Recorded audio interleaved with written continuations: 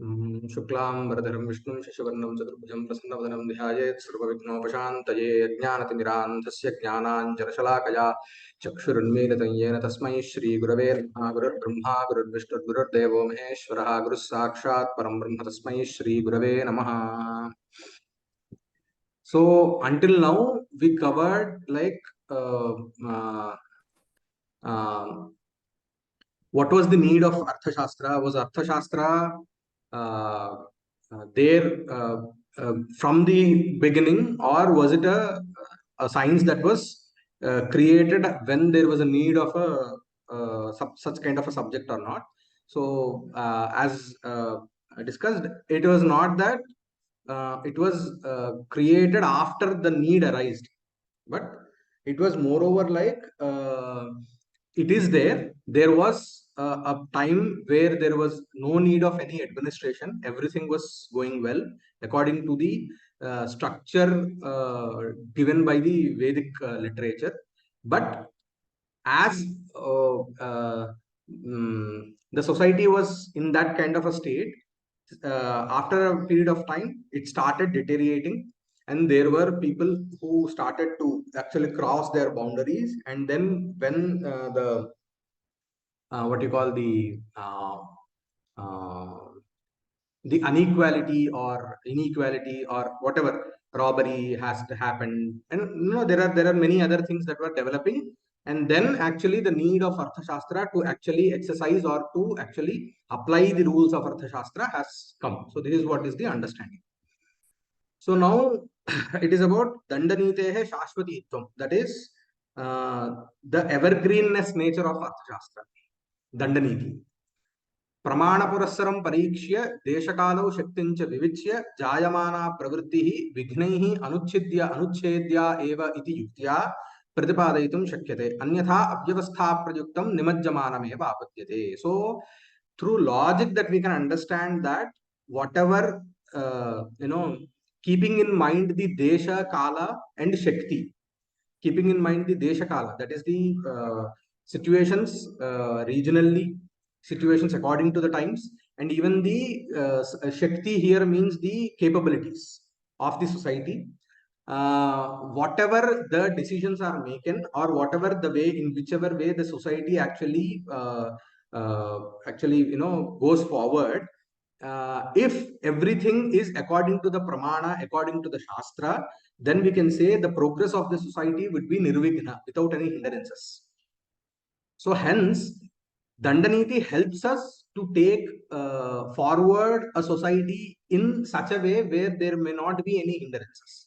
So hence the need of Dandaniti or the relatability of Dandaniti is evergreen, is every time. The need of Dandaniti is there. Then what is the nature of Arthashastra? Arthashastra Prakriti means what is the nature of Arthashastra? That is, what is the main objective, or for whom did Arthashastra, was it developed?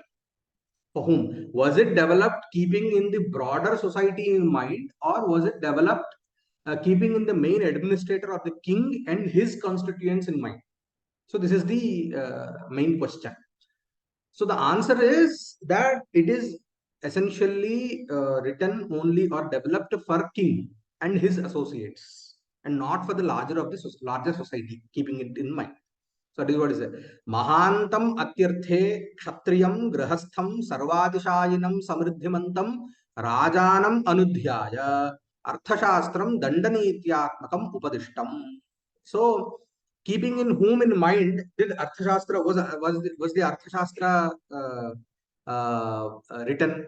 Mahantam atyarthe. Atyarthe means in excess. So who is a greater? I mean excess in greatness. A person who is excess in greatness, a kshatriya, a grihastha, a kshatriya, and who is beyond everyone. I mean, keeping his attributes, his gunas and etc. He is very greater, he is very pious, and keeping such a wealthy person who has not only has materialistic wealth but even the knowledge wealth. That kind of a king is kept in mind, and this Dandaniti or Arthashastra has been given. I mean, it was the Upadesha of Arthashastra was done.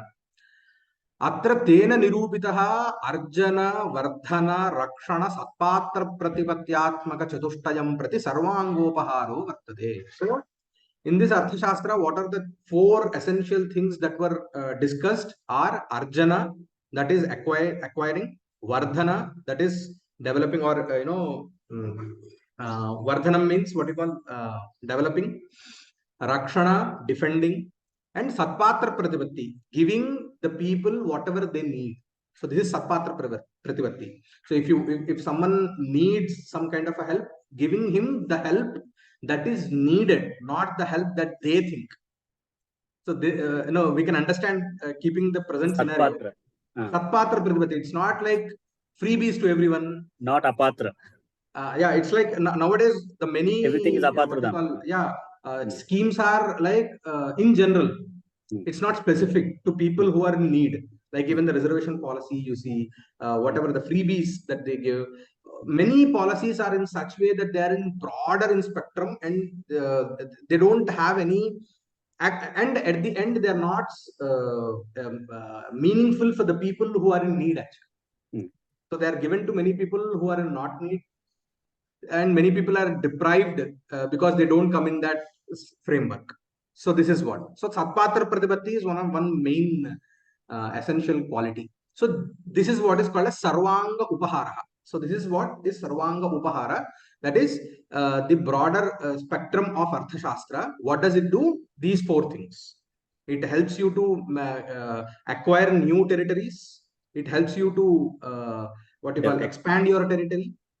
It helps you to defend your territory, and it even helps you to administer the society. So these are the four main things that are done.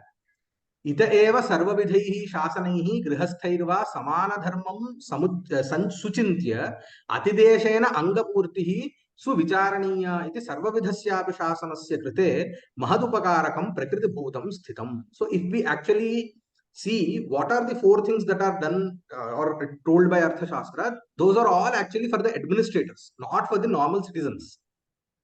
So then how do the normal citizens, that is the grihasthas or normal people, what do they actually, how do they get benefited out of this Arthashastra?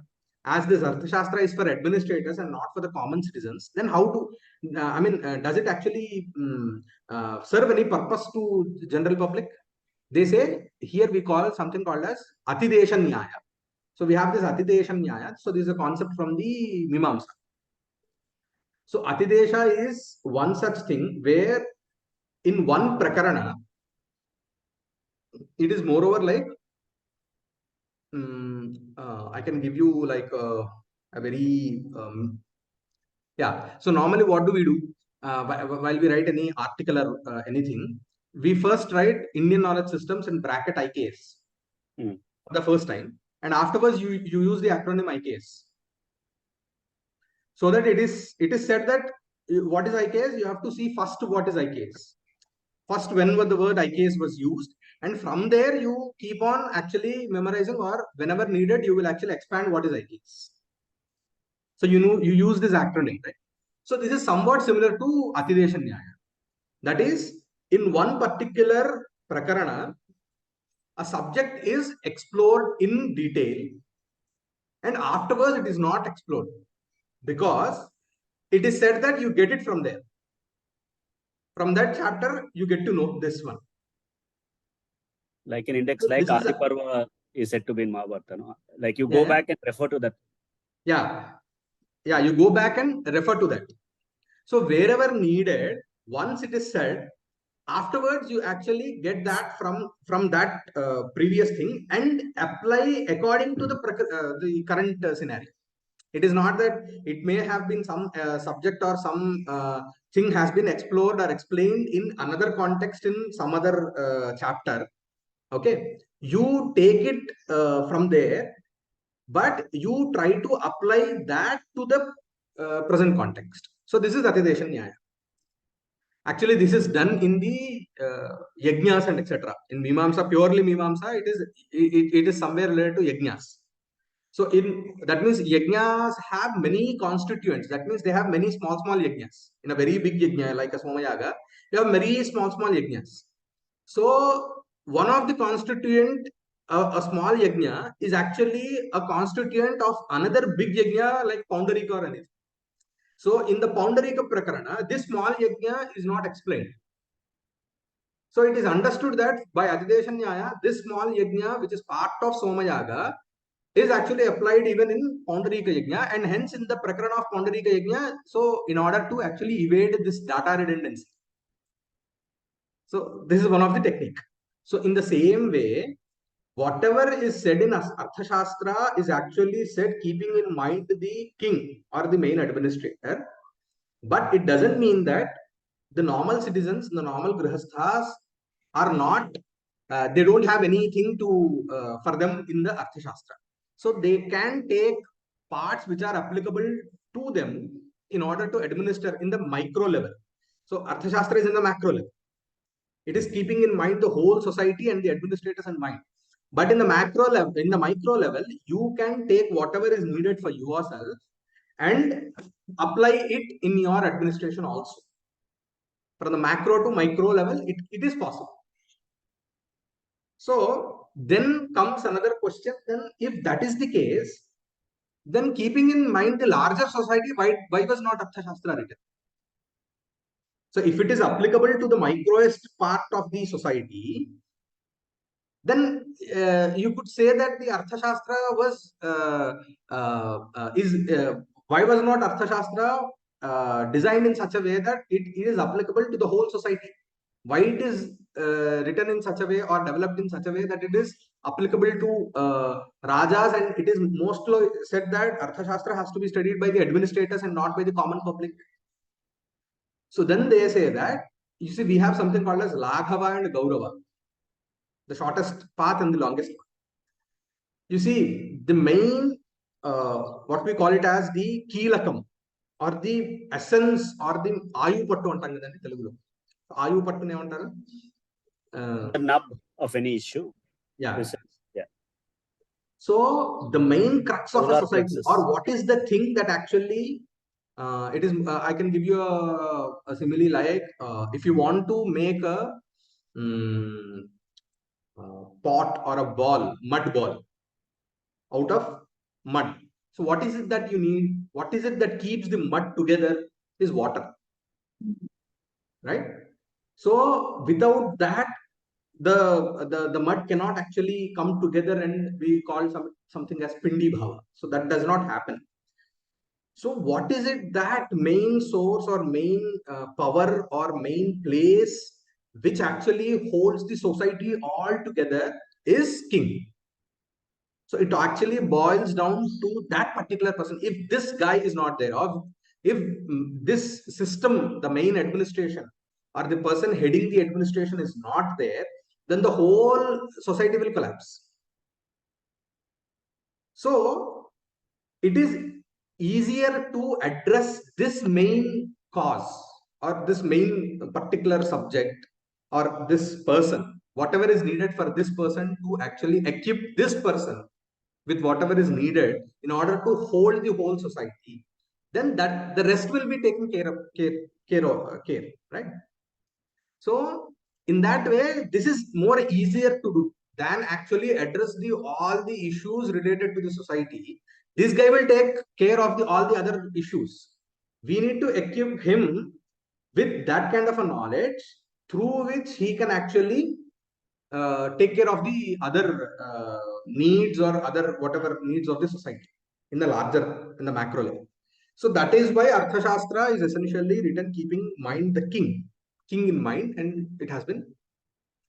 So yeah, Sunil. Yes, sir. Like in last session, you mentioned that everyone in the community have the adhikara. Yeah. So if only king is reading it, then how we justify that everyone had the no.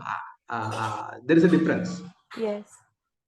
Everyone can study Artha Shastra, but Okay. you see what I said, the four adhikari, the four Anubandha Chatushtaya, which we actually covered in the previous session, for whom, you see, it is moreover like the modern economics. For whom is it actually designed? The courses are designed for a person who is like me, whose core is not economics? No, it is actually designed for the people whose core subject is economics. True. But it doesn't prevent me to actually access that knowledge. Similar in design speak, the target audience versus the peripheral. You will design for specific persona, does not mean that others cannot take part. Yeah. But Got the it. customization, the specific, and Shastras are like that, they're very specific. The Prayojana is very, very clear. What is the Prayojana of this to the society? It's not about the right or adhikara. That is just one perspective. It's a very modern perspective to see who has the right. The traditional perspective is who can actually get the benefit of this for the society. Okay. So you and I studying Artha Shastra for our own benefit is okay. But the king needing to know Artha Shastra is critical because his decisions or her decisions, they matter. So the Prayojana, the way to look at it is the Prayojana. Who adhikara is not about the right. Adhikara is about who has to fulfill the duty. And what do they need to know to fulfill the duty? Right. Yes. ननु संघादिकम् अधिकृत्य अर्थशास्त्रेण सर्वांगोपहारः कुतो न प्रदर्शितः संघादिकम् अधिकृत्य. So why wasn't Arthashastra developed keeping in the whole sangha or the whole society in mind? Iti chet, if that for that the answer is parishramat kaఠిన్యాత్ sarvangopahara asambhavat cha nakritah ityachate. It is very tedious, parishramat. Kaఠిన్యాత్, it is very hard to actually address the whole society. And sarvangopahara asambhava, keeping in, answering each and every need of the society and laying down rules and regulations for the whole society is actually not possible, because that is very dynamic. You cannot generalize it and you cannot make it as a rule. So in that way, and hence it is not, the Arthashastra is not created or has been designed keeping in the whole society in mind. Tathahi, how? So he's explaining. Kamandakena prakritivyasaneshu gauravan laghavancha chintayata swaminah sarvapekshaya pradhanyam swikritam vartate. So here they're taking this Kamandaki Nitisara as a, from there they are actually referring. And keeping, if you do the analysis of Gaurava and Lagha, which is easier and which is harder, so at the end it seems that Swamina Sarvapekshaya Pradhanyam Swikritam. The Swami means the king, the main administrator. He is the most important person or the most important what you call the place in the society. So he plays the main catalyst role. So this is actually, I'll not elaborate on this part. So this is essentially, it is talking about the amongst the 7 prakritis. There are 7 prakritis. There are 7 constituents in the whole, in this administration, that is starting from the king to the army. There are 7 things that which we covered in the previous sessions. So he is actually coming from the last one to the first one. So when does the army function? How does the army function? When do the allies actually play some role? How do ministers play some role? So everything, if we actually see, it is all at the end interconnected, and it boils down to the king, the person. Everything is interconnected. And depending upon this person's persona, everything else reflects. So that is why this Yatha Raja Tatha Praja comes in. If the leader changes, his aura or his persona actually reflects in each and every division of the prakritis. I think it also says that Raja creates the yuga in that sense. Yeah. It is basically the, and that is, I think, very stark and very different to what we hear in a contemporary democratic equality driven discourse. Arthashastra is simultaneously, of course, administration, but it is a leadership manual. Yeah. The way you think about it. So that actually, the even adhikara to get that means we have to. And even if we see, there is a very tricky thing. Actually, in the last previous session, we discussed that the king was actually created by the praja themselves in order to administer them. But it doesn't mean that after creating a king, even prajas have the adhikara with themselves or the power with themselves. They have created an entity called as king and an entity called as ministers and gave them the power. Representative, yeah. In democracy, the problem is the power even stays with the people also, somewhat. Yeah. So this is the difference between and afterwards what happens, and hence even as the power resides in king and his sapta prakritis, the reflection of king is seen in sapta prakritis very much. And if the king is bad, then definitely the society gets hurt. But here in democratic this thing, it is partial. Everything is Artha Jaratiya. We call it as Artha Jaratiya. Artha Jaratiya means unclear. Opposite. No. Artha Jaratiya means no. A literal meaning of Artha Jaratiya is you have a person who is half young and half old. Jaratiya means Jaras means what do you call it? Aging, right? So he is half young and half old. So that is Artha Jaratiya Nyaya. So that is what happens if the power is not, if the total power is with the king, reformations can happen tremendously within no time. If the king is dharmic and if he wants to set right the society, it will take no time for him to set right the society. Within just a snap, he can, within no time, compared to the democratic process which we see, because he is unquestionable. You cannot question a king's authority afterwards. But that is the positive side of it. The negative side of it is if he is not trained in the dharmic way, or if he is not a dharmic. And the same way, even the society suffers the repercussions of it. Yeah. In which actually they say, then if that is the case, then people have to take themselves the duty of setting right the society. So this is a bit, maybe we have to discuss more about this. Yeah. But again, the king is also bound by dharma. Yeah, definitely. Rajadharma, this one is. Definitely. And it is a duty, and it is not something like unquestionable power. Yeah. It is that he is questioned. He is questioned by whom? He is questioned by dharma. Yeah. So he is answerable to dharma. Yeah. So the difference between a Mughal emperor and a Hindu king would be this idea of dharma that's above. Definitely. Actually, if we see Mughal emperors, they stick to their dharma. Their idea of this. Yeah. Their idea of dharma. Yeah. That is to what you call this one. Yeah. Establish a caliphate. Yeah. Yeah. So maybe they are more sincere towards to their dharma than our kings of that time. Yeah. So yeah. So this is the whole thing.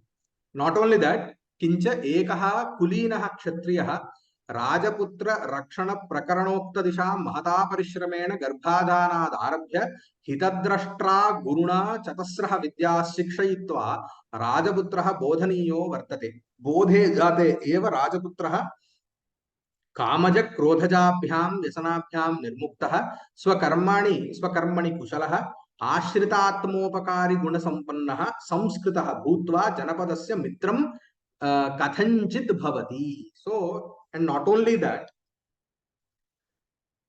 in order to actually nurture a king, equip a king with all the needed knowledge sources, that is ekah kulinah kshatriyah. That means a kulina kshatriya means who is born in the varna of kshatriya. And there is a prakarana called Rajaputra Rakshana Prakarana in Artha Shastra, where it is said how to actually defend or how to actually raise a Rajaputra. So there is a manual for that. Mahata Parishramena. It is very hard actually. It is not that easy to actually raise a Rajaputra.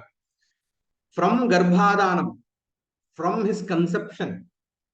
Okay. From Garbhadanam, the Guru take care. That means from the time he is in the womb of his mother, the Guru Hitarashtra Guruna, a Guru who is actually desiring the Hita of the Rashtra or the nation, he take care of Rajaputra right from his conception in his mother's womb. Okay. And he takes the duty of to actually rise him up. It is not the duty of the king, but the gurus, Raja Gurus, until he is coronated as the Rajaputra, Yuvaraja. So he has to be taught in all the 4 Vidyas. And he not only the 4 Vidya, that is Anvikshaki, Trayi, Varta, Dandaniti, and he has to be trained in Yuddha Vidya and etc. So training or raising a Rajaputra is not that easy. Okay. And after all this, the Rajaputra has to have the, he should be beyond Kama and Krodha, or the side effects of Kama and Krodha, he should be beyond them. And he should be able to, it is one thing that gaining knowledge is one, the other thing is actually to put it in action, to administer. So I can be a great scholar of Artha Shastra, but I may not be a good administrator. So these both are two different things. So after all this training, he should be able to apply his knowledge in the actually scene, in the actual time. And if all this happens, it can be actually inferred that this kind of a Rajaputra can be a friend of the society. That means he can be a Hitaishi of the society. So, in order to actually bring up such a Rajaputra is not a small task. It is very tedious. एवं विधा एव मंत्रिणाम अव्यवसायिनां संपादनं कर्तुं प्रभवेत्. And not only this, Raja is just one main in the person in the all the 7 prakritis. You need to have the similar kind of mantris, the ministers. Okay. Sanghe sthiteshu sameshu tathavidham yogyataam आधातुं राजपुत्र निमित्तक श्रमापेक्षया श्रमबाहुल्यं कुलीनत्वाभाव निमित्तके संस्काराभावे च विपरीत भावं विलोपयितुं वा अक्षमत्वाच्च अर्थशास्त्रस्य दृष्ट्या सर्वांगोपाहारः संघमधिकृत्य आञ्जस्येन असंभवी इति लाघवमनुसृत्य राजानमधिकृत्य अर्थशास्त्रस्य सर्वांगोपहारः प्रदर्शितः. So you see, if we think only about one Rajaputra or training him in such a way itself is so tedious. Think about the 7 prakritis in the same way, it is also tedious. If you think about the whole society, it is impossible.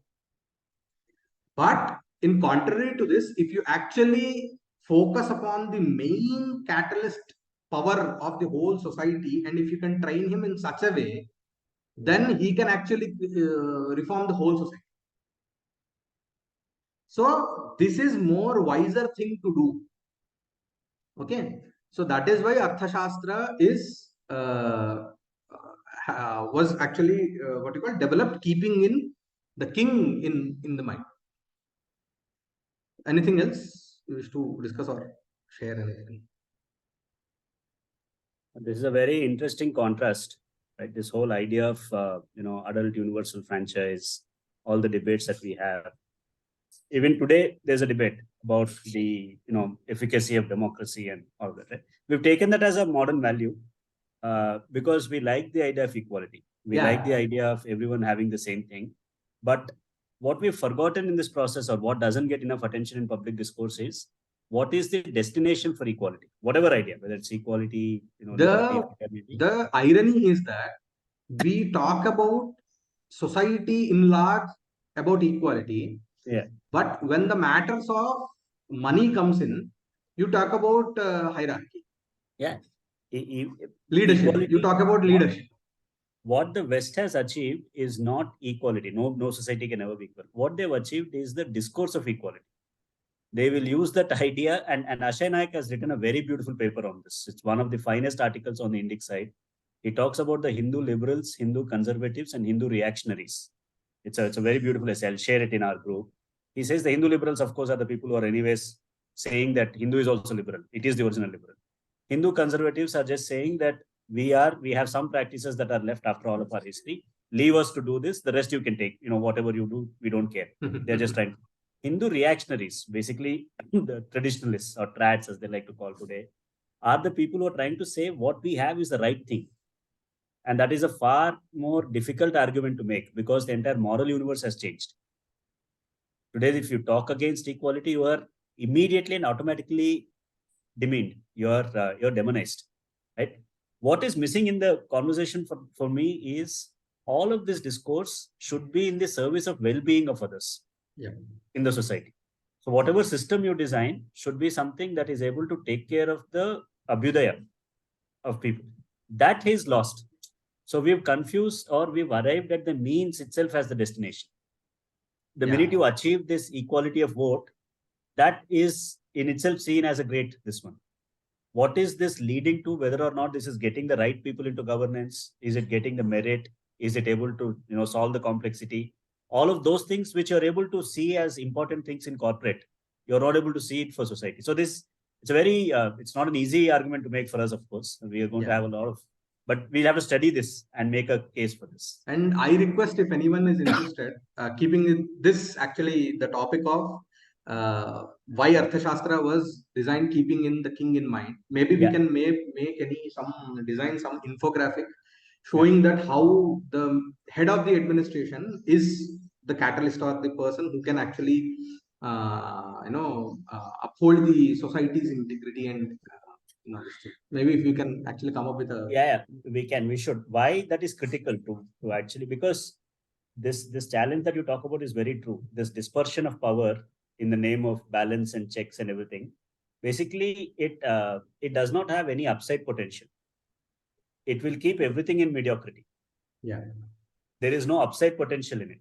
That is the same thing with education system. That is the same thing with political system. Whereas the Hindu system was always designed for the extraordinary. The education system was designed for the genius, and the genius has the responsibility to take care of everyone else. Which is aligned to nature, right? That is dharma. That is the this one, that the administration has to be in the sense of distributing the surplus that's produced, not creating equality in opportunity. That was this one. Okay, Vishnu ji, can you elaborate? And is this a comment or a? The king is primary because the eternal principle is not reverse. The same point, sir, that you mentioned. Fine. Now, I mean, one case that we have in the whole thing of equality and whatever we are trying to see, in general, not just for king, overall, the case for the extraordinary is becoming very difficult to make. There is seen as immoral. This maybe I may sound a bit this thing, but the fundamental right for education for everyone is also, I feel it to be a burden to many rather than we don't. I mean, universal education, there's nothing that it is actually doing. If you look at it, and it's this one. But okay, I mean, we have now a certain system. What is the purpose of the education? Is it able to give you a and even the definition of education itself? Correct. Starting from the definition of education, everything is actually. Then their Kulakruti was the education that was available to everyone, and that gave them a livelihood. Today, it's a big issue. Education and the by design, the amount of unproductive, unemployed potential that we are generating is huge. It's systemic. And once they are there, you look at everything. No, it's not just a population issue. It's also the design issue. One job, you have 2 lakh people. Because education has been designed and only defined as that. It's, a lot of this is Anurag's work. I'm sure he will think and write about this. On merit, on education, how do we blend all of these principles? Anurag, I think that's one of the things that should come out of this. Is Anurag there? I don't know. He's dropped out. Okay. Fine. There is also like one thing I was able to see in economics. We are taught like ceteris paribus is like the basis of everything that that they seem to develop. So it's almost like you have a simulated environment in which some laws operate, and in the real world they will say sometimes okay, in the real world some things may apply, there will be some things that don't apply. So really the usefulness of many of the economic theories I used to feel even while studying, if you're giving me laboratory conditions and then the real world is far from that, then what's the use of studying? Whereas here what I'm able to see is just the reverse. They have given us some principles, but they're also saying they're also giving us very contextual ways of applying that. So that makes it really actually useful. The words Desha, Kala and Shakti are very much important. Exactly. So, because I was actually creating this content map of whole Artha Shastra. Right. So, which I shared in the group also. Yes. So, in that, if I see, there are certain concepts which may not be applicable here. How to maintain a Hastidala, how to maintain an Ashwadala, and etc. But there are things which are ever applicable. Right. So we need to, that is what he also says. You have to think about the Desha, Kala, and Shakti. What is the capacity that we are having? What, in which state are we in? According to that, you have to take the decisions. So they are very principles, as you said. They are just the principles. It depends upon the person's ability to apply those principles in whatever scenario that he actually is in. Right. So then Dandanitehe Srishtikalat Astitvam. So that is, the existence of Dandaniti from the starting from the creation. प्रमादात् अकार्य प्रवृत्तौ सत्यां ततः रक्षणाय क्रमशः दण्डनीतिः विकासभावमापन्ना सती विराजते इति नास्ति प्राच्य भारतीय सिद्धान्तः. So the Indian understanding, the Bharatiya understanding of Arthashastra or Dandaniti is not that when there is a pramadat akarya pravritto, accidentally when something happens which is not intended and which harms the society, in that scenario, in order to defend the society or to protect the society, that Dandaniti, the subject Dandaniti hasn't been developed. किंतु सर्वाणि शास्त्राणि सर्वज्ञस्य ईश्वरस्य विद्यावतः वेदप्रभोः मुखात् पूर्वतः एव अनुवृत्तानि प्रकाशं प्राप्तानि इत्येव सिद्धान्तो जागर्ति. So every knowledge source, every knowledge is actually out there, given, or the Upadesha is given by the Srishtikarta, that is, whether it could be depending upon the philosophy that we actually, whether it is Ishvara, Parabrahma, you call it a Brahma, whatever, the words may change. But it essentially that there is one creator who is actually the person or person. We will not say it as a person also. It is just that we are personifying him for our convenience. A particular power through which actually the society has, the creation of the cosmos has happened. And from that point in time, we are having all the Shastras, all the knowledge available there. As I even said, Sanatana Dharma is nothing but the reflection of whatever the rishis are called as the drashtas. Drashtas means they are just the instrument they're just bringing out the knowledge that is out there, right? So everything is there. Sampurnayaha dandanitehe asarvajnasya krite durgneyatvat. So even now we may say the Arthashastra, the Kautilya's Arthashastra, from his, he himself says that I am actually bringing you the concised version of Arthashastra, which was actually given to me from a greater lineage. Even that also, a hierarchy of Arthashastra also I actually shared that will also come afterwards. So in that way, whatever now we are accessing the knowledge, it is actually the concised version of the previous knowledge. Why? Because we, according to our abilities, because the ability to understand or the ability to actually retain knowledge deteriorates from generation to other generation. This is what even the Shastra says. Hrasa darshanato hrasaha sampradayasya miyata. So each and every generation forward actually loses the capability to retain, to understand, to absorb, to retain not only knowledge, many things.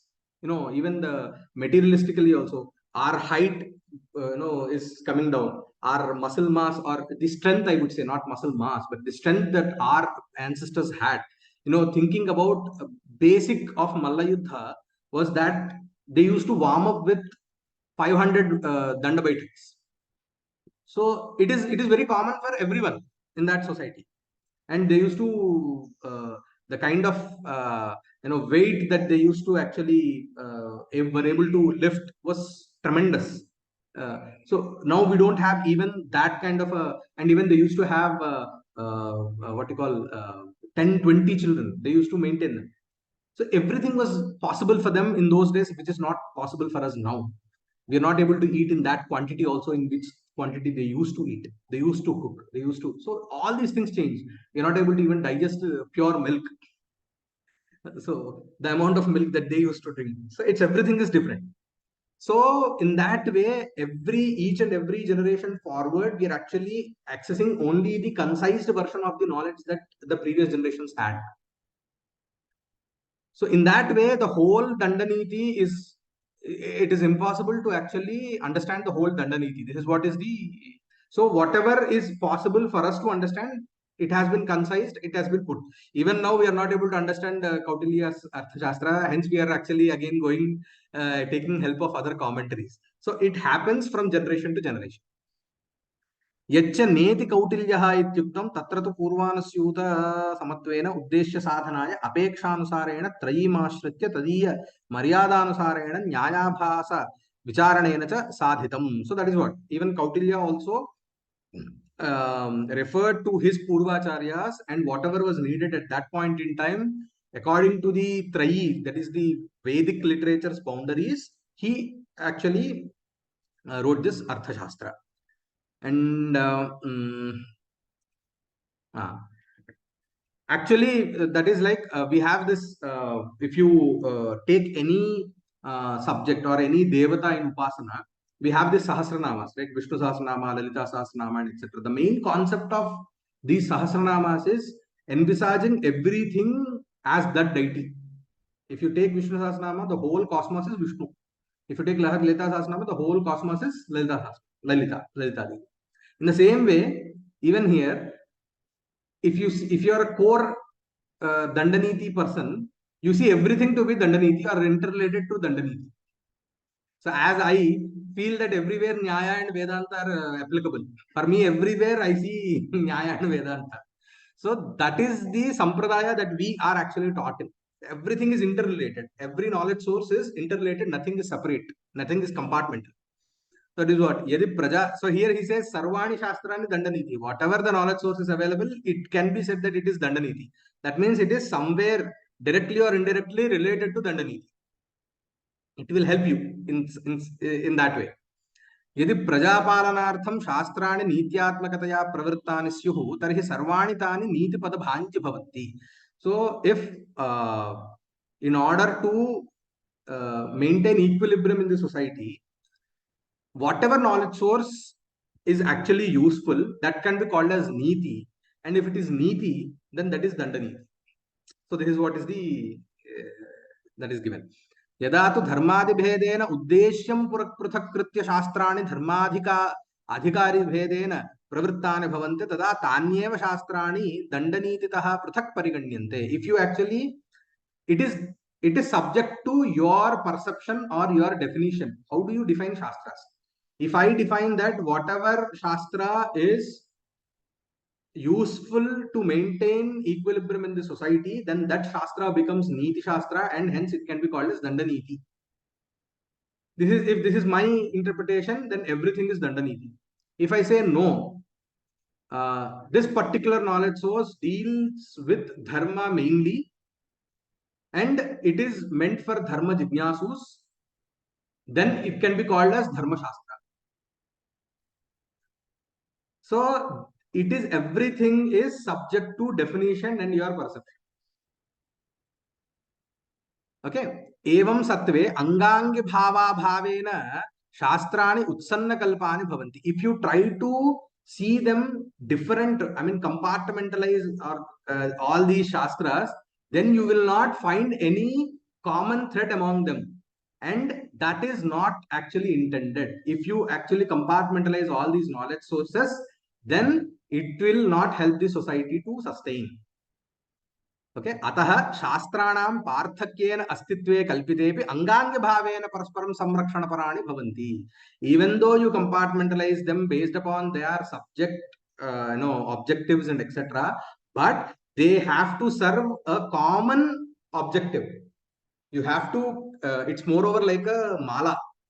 Each and everything is a flower, which actually creates a beautiful garland. If you don't actually think in such a way, that means angangi bhavena, they are all each and everything. That is what I actually also say. Everything is hand in glove with each and every other knowledge source. Nyaya Vaisheshikas help you to understand Sankhya Yoga help you to understand Purva Mimamsa helps you to understand Uttar Mimamsa. So each and every knowledge source helps you to understand the other. And even if you go into each and every darshana, you find that each and every darshana specializes in one particular aspect because the other particular aspect is dealt in other darshana. Even so, that is where we have this nyaya paramatam apradishiddham anumatam bhavati.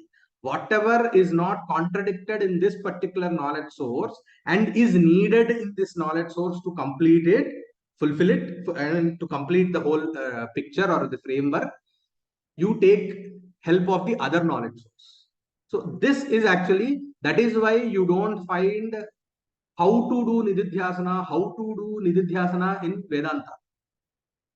I mean, the sadhana of, how to do nididhyasana is dealt in Yoga Shastra. How to do mananam, the needed things are dealt in Nyaya Shastra. So only Shravanam is done in Upanishads or the Vedanta. So that is why even our training also starts with Kavya, then with Vyakarana, then Nyaya Shastra, then Purva Mimamsa, then Uttara Mimamsa. So each and everything is a building block for you to understand the other higher knowledge sources. So each and everything has a purpose not only to itself, but to understand the other higher knowledge sources also. And everything is interrelated. तथा सति अवयवानाम् अवयविभावेन प्रवृत्तानाम् एकात्मकतयैव सर्वाणि शास्त्राणि दण्डनीताः अन्तर्भवन्ति. So in this way, each and everything is having a relation with the other knowledge source, and hence we can call whatever is directly or indirectly related to Dandaniti can be called Dandaniti, and direct or indirect relation is with each and every Shastra with Dandaniti, hence every Shastra can be called Dandaniti. So this is the one thought process that they had. And then comes the Parampara, Artha Shastra Parimanam. The extent of the work of Artha Shastra and how actually it came from Prajapati. I hope everyone actually, just a second, if not, I'll share that once again.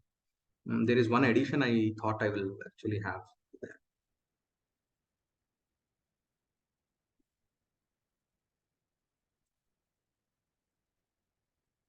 While you're pulling this up, sir, this is something that always, both the integrality of knowledge is something that we keep talking about. I think yesterday also I had mentioned that regardless of where you start in IKS, you eventually and inevitably land up in all of the others. There is no other way, right? So that is there. And secondly, this ability to interpret everything from your point of view in the knowledge system. So and I see this actually, even if we don't think about this is how the temperaments play out. For me, de facto, I've found that the yogic principle method is the way that I will analyze things. But when I debate with people, I clearly can see that they come from the Itihasa Purana background. For them, everything is a story. Everything can be deferred, everything can be rearranged, everything can be this one. So there is the story method. And some people are extremely abstract and philosophical, and this one, that is the Vedanta kind of this one. Even in popular debates, I'm saying that what we have in Twitter conversations, I keep telling Shivakumar and Akshay and all these people that we are all literalists.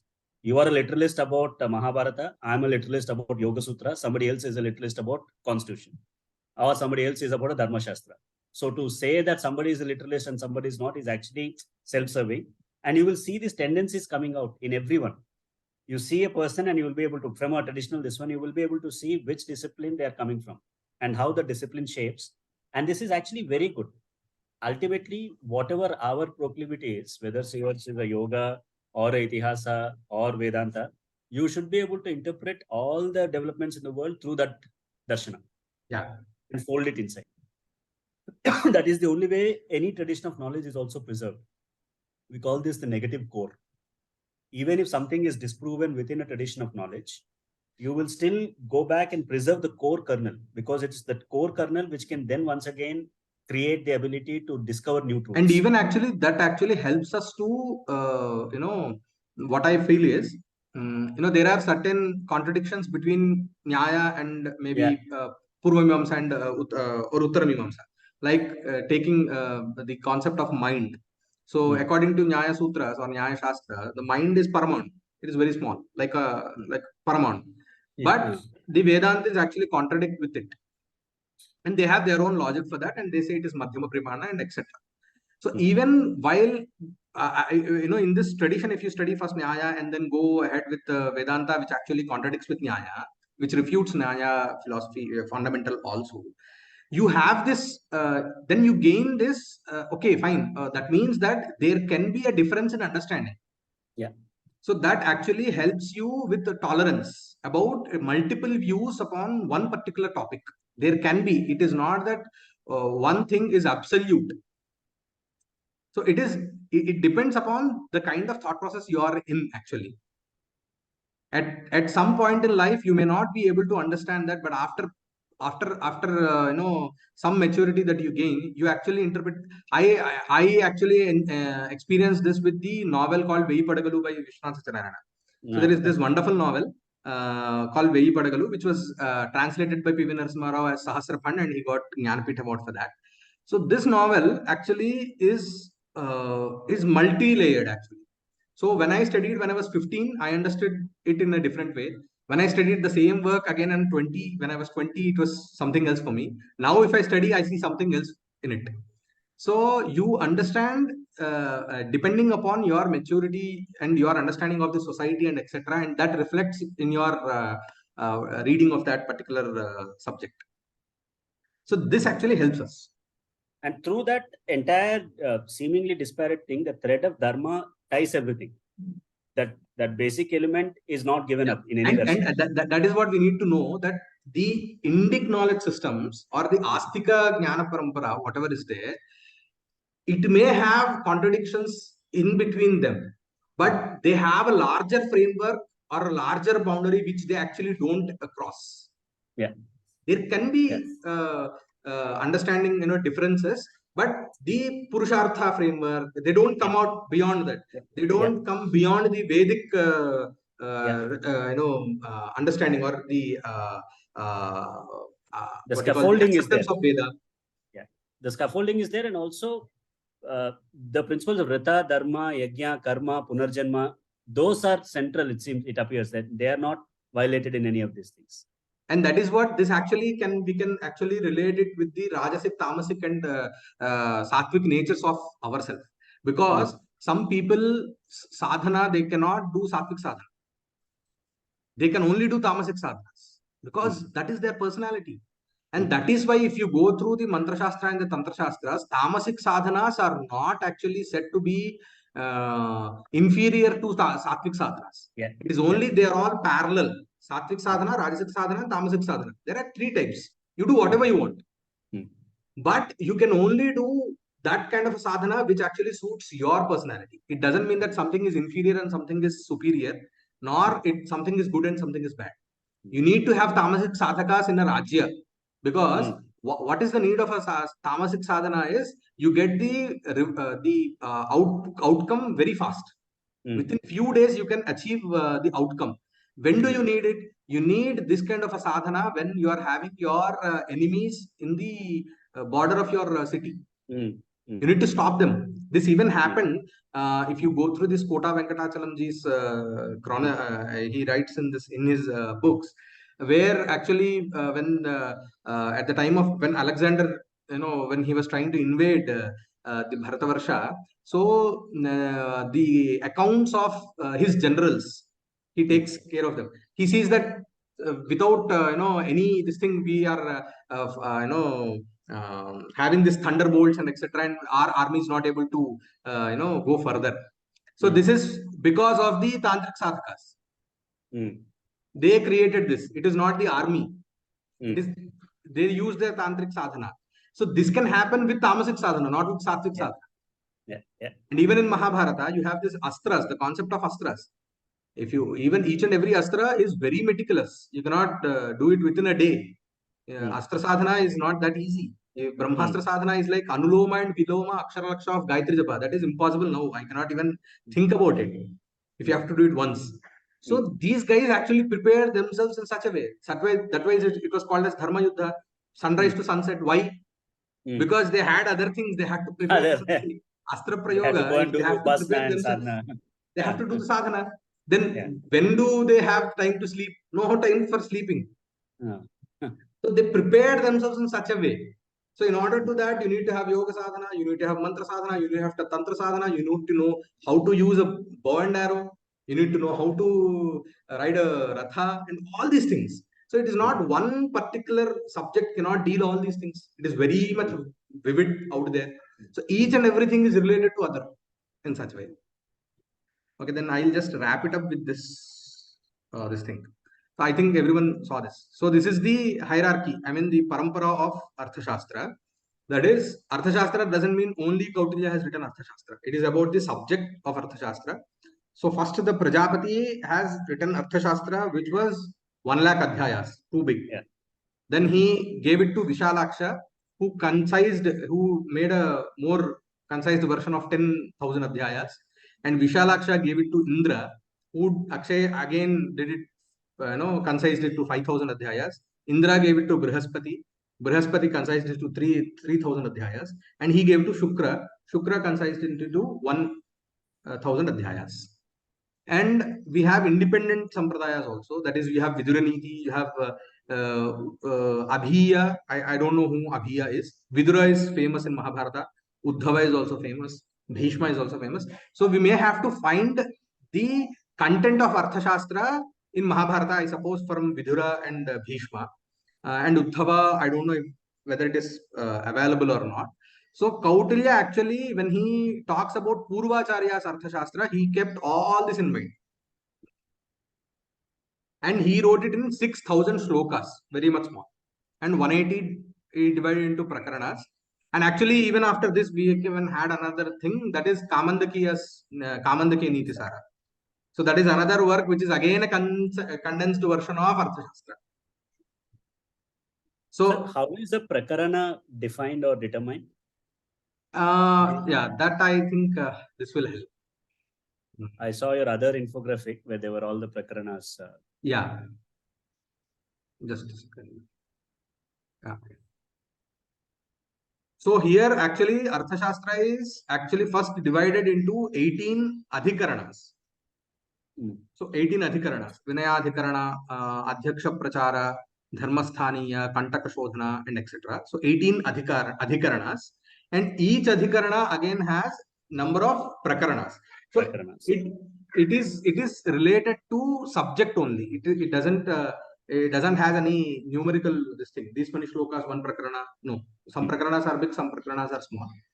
And in the number of prakaranas, I think I may have to redo it because some prakaranas, I think the whole thing which I have now made is of 140 prakaranas, but it is said that 180 prakaranas. So somewhere I have actually maybe put 2 to 3 prakaranas into one. That I will do it afterwards. So this is the total extent of Artha Shastra. So this is the content map that I prepared. And my intention of preparing this is to identify what are not first applicable for the current scenario. So with the Parisesha Nyaya, we can come to a conclusion what are needed. And then we can maybe focus upon those prakaranas. So that is what is my understanding. Namrata, you have something to share? No, I wanted to ask Mahodaya, like even in when we look at our Natya Shastra, they will tell like first it came to Brahma, then so I'm seeing like a similar. Everything comes from the Brahma. Brahma doesn't mean the four-headed god, actually. That's what. So I wanted to Brahma understand. Can be, yeah. Deeper intelligence, and then it's going through different faculties and coming out. Can we understand? You see this, if you understand the Vyashti and Samashti concept.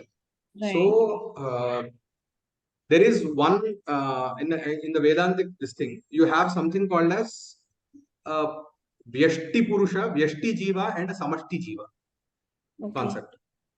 So that means we are all Vyashti Jivas, independent Jivas. There is a higher Jiva who is a collective Jiva of all the other individual Jivas. So he is called as Hiranyagarbha or Prathama Purusha. So he is the first creation of the Parabrahma, and this Hiranyagarbha did all the other creation. And the same Hiranyagarbha is called as the Trimurti, Brahma, Vishnu, Maheshwara. These all concepts emerge from that. Even in Chandi also. Chandi is considered to be the Samashti Devata, and Mahakali, Mahalakshmi, Mahasaraswati are the Vyashti Devatas. So that is why it is a combination of gods, and at the same time it again expands. It has a very different understanding. It depends upon your level of understanding, whether you are able to understand it whole together, or you don't have that much of intensity. Then you split it up into small things, bits and pieces. That is what each and every individual devatas, you call it as Ishta Devata, you call it as Kula Devata. So these are all small particles of the whole, the main Shakti. You see it as masculine or feminine. It all depends upon your this thing. But the whole thing is one. So it comes from that particular Hiranyagarbha. The whole knowledge source comes from him. Yasya nishvasitamasya vedaha. So that is what is said. So everything comes from Brahma. You take anything, everything comes from Brahma. Who is that Brahma is subject to again explanation. Whether he is Chaturmukha Brahma, one Purana says the other way, the other Purana may say something else. But these are not to be considered as contradictions, but these have to be understood as multiple interpretations of the same process. Like in Ayurveda, once I had read like Brahma is equal to Buddhi. That is what I say. It depends. It is moreover like you are introducing some concepts to your kids. You tell one time one story. The moral is same. The other time you may say another story, but the moral is same. Right. So in the same way, the interpretations are different. Got it. The main source of knowledge, the knowledge is not different. The way you see it, the way you actually interpret it, the way you actually take it forward to the next generations, that differ. Okay. And we see the same thing in Ayurveda also. You're treating the Vedic Purusha. You're treating the fundamental constitution and trying to get back everything to that. You're doing a yajna also, it's all the Purusha, the central principle, right? Yoga also, you're trying to get to that.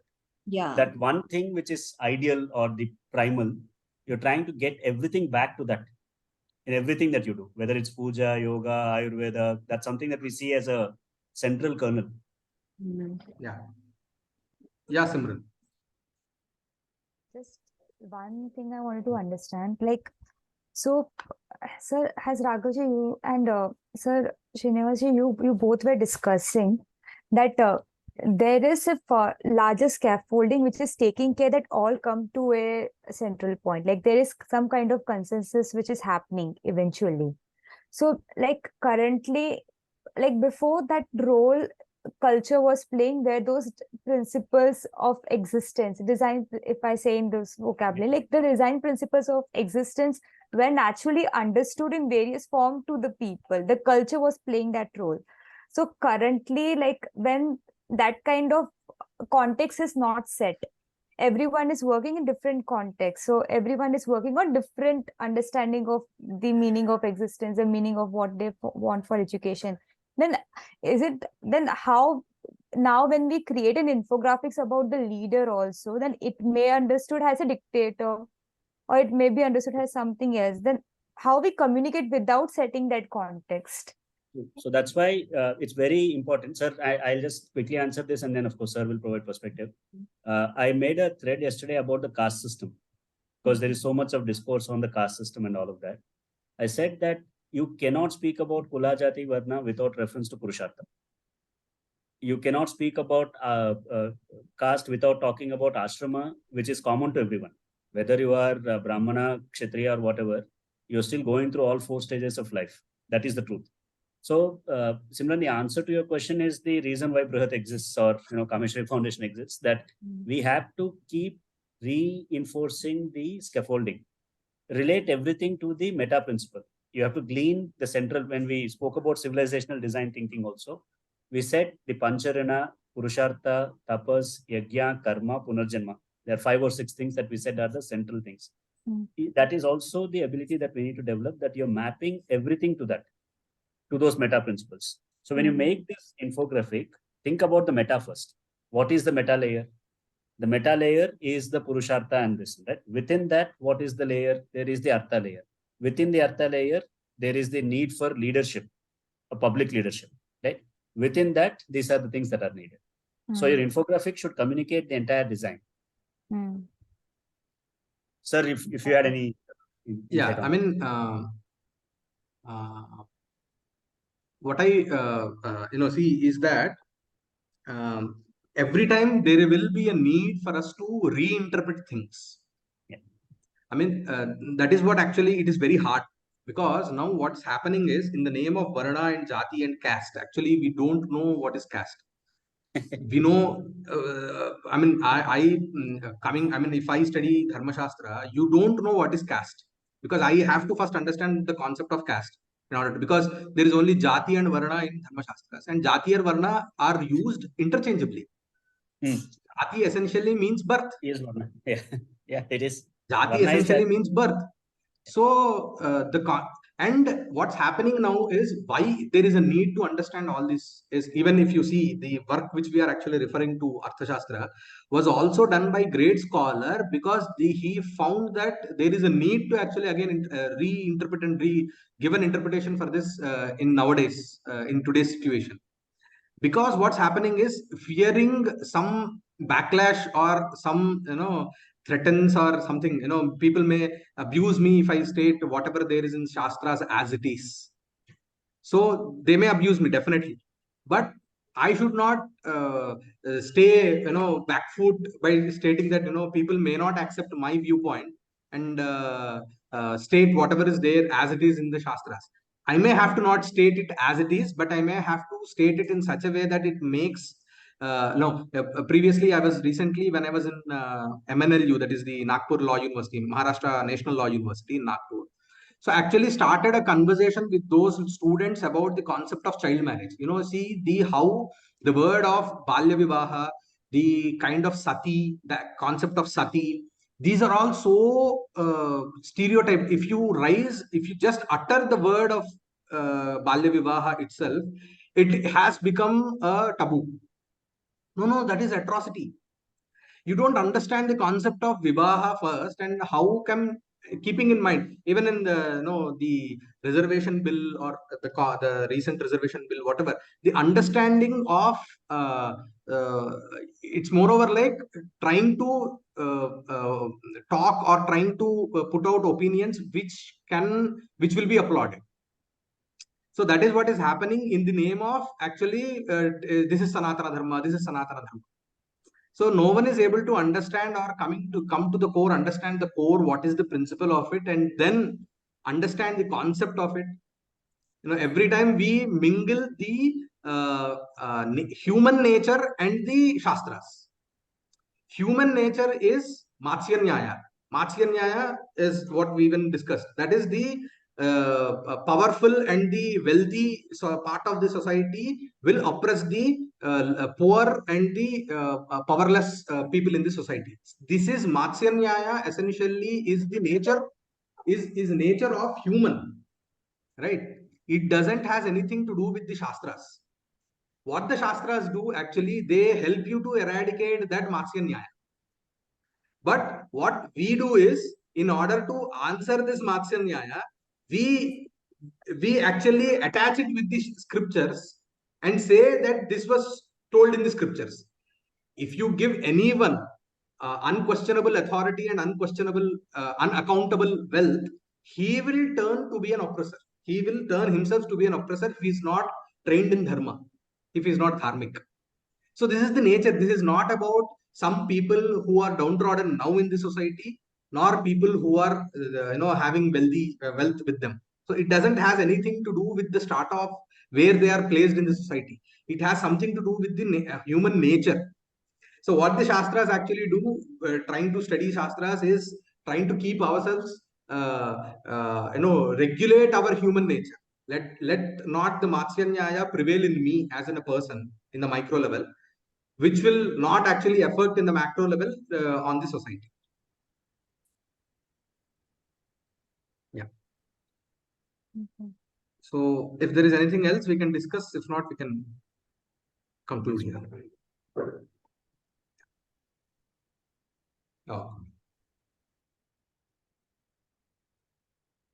ॐ सर्वे भवन्तु सुखिनः, सर्वे सन्तु निरामयाः, सर्वे भद्राणि पश्यन्तु, मा कश्चित् दुःखभाग् भवेत्। ॐ शान्तिः शान्तिः शान्तिः।